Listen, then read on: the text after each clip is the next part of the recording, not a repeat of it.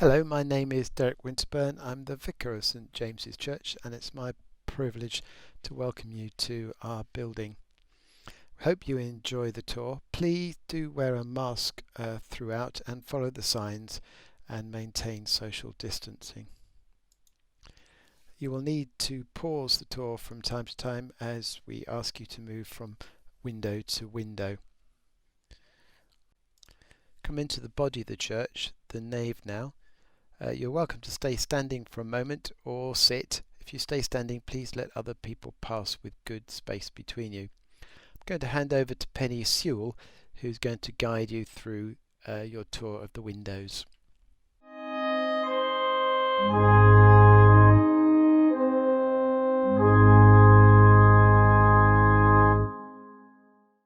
This is a brief tour of the stained glass windows here at St James's.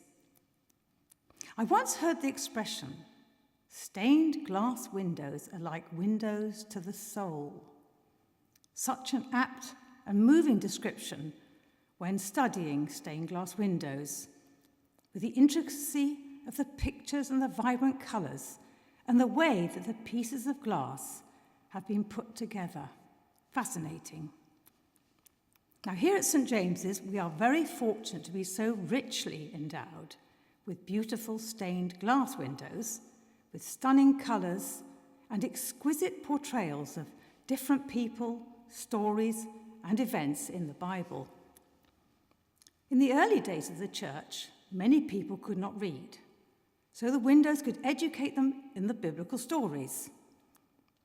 Many of the windows were endowed by parishioners and also by the first vicar, Reverend Fitzwigram, and his wife. And over the decades, they put them in memory of men and women whose untiring efforts brought so many benefits to the parish. First of all, a brief history of St James's Church and Hampton Hill. In the early 1800s, Hampton Hill consisted of meadowlands, grazing animals, and very few people. But then, in the 1860s, the Thames Valley Railway line was extended to Hampton Hill, bringing with it many rowdy, hard-drinking labourers and artisans who lived in terrible conditions. The arrival of the first vicar of St James's, Reverend Fitzroy John Fitzwigram, in 1863 changed all this. He and his wife devoted their lives and considerable wealth to improve the living conditions and prospects of the parishioners. You can find a road very near to the church called Fitzwigram Close in his memory.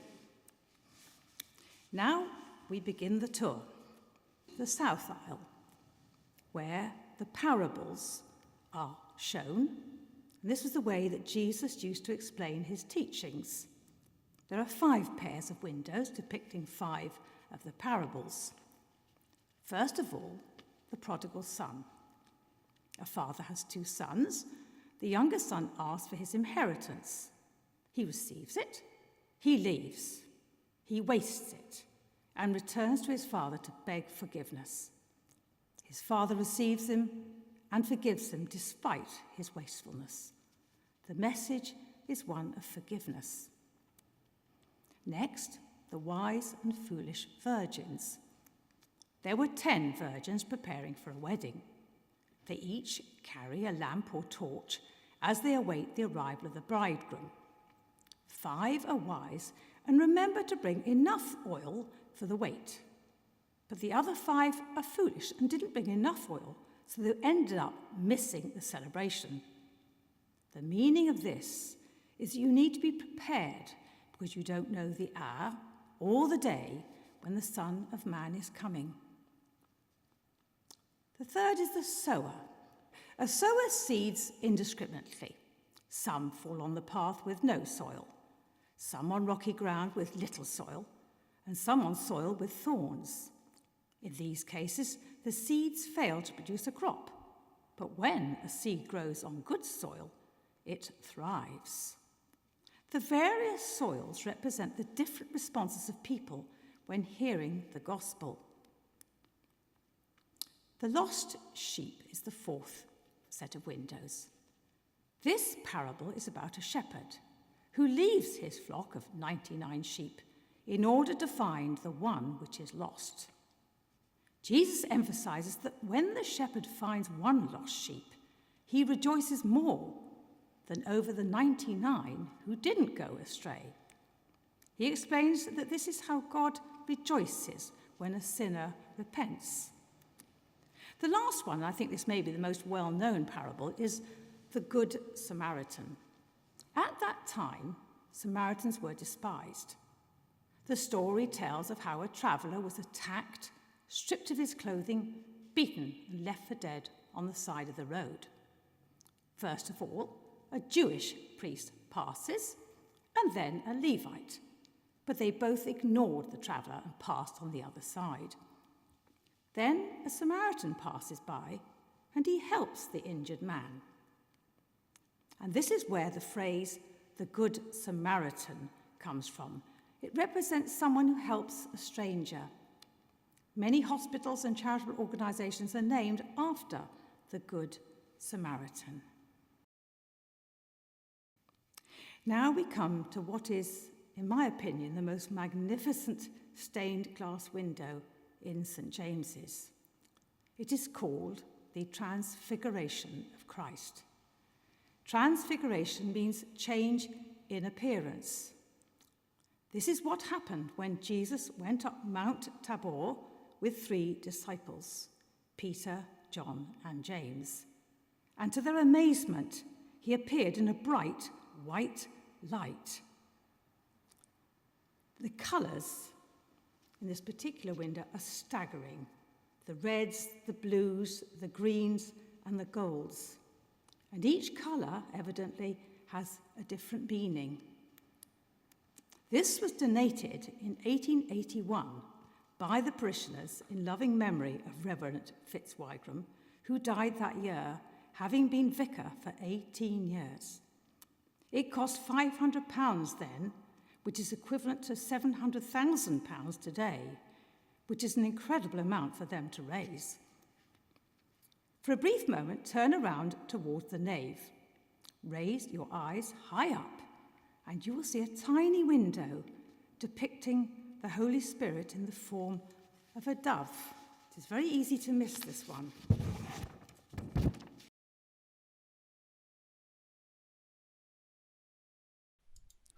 Now continue along the central aisle, up onto the dais, and then into the area between the choir stalls.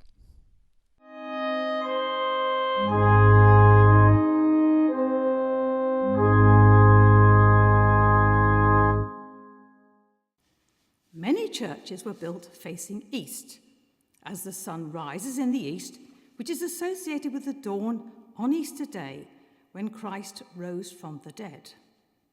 This also allows the light to shine through the stained glass windows at the altar, especially during the morning services, bringing the vibrant colours to life. The main windows depict the nativity story of Mary and Joseph and baby Jesus in the stable, then the Ascension, and thirdly, the visit of the Magi. There are so many colours in this window with so much detail to see.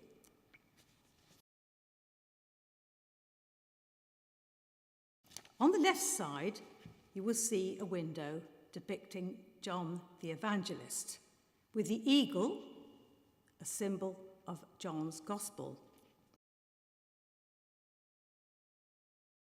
And on the right, there are 2 windows.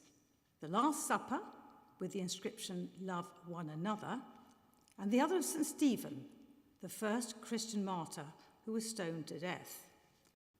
We move down to the north aisle.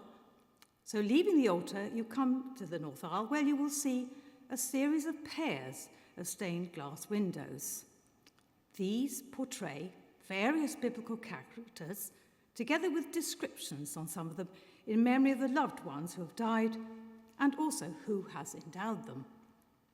In some churches that I've visited, it can be revealing with descriptions of strange circumstances in which someone has died.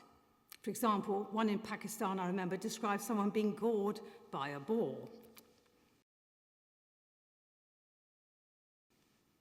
The first window you will come across is of St. Cecilia, a Roman martyr who became patron saint of music and musicians.